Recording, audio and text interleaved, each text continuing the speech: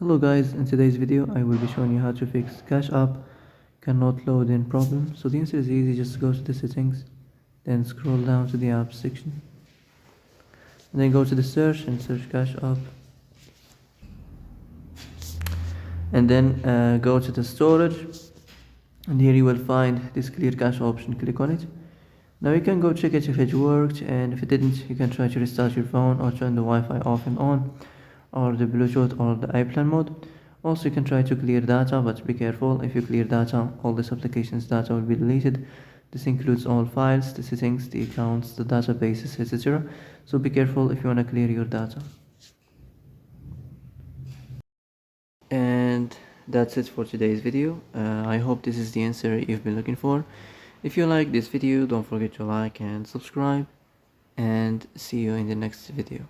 Thanks for watching.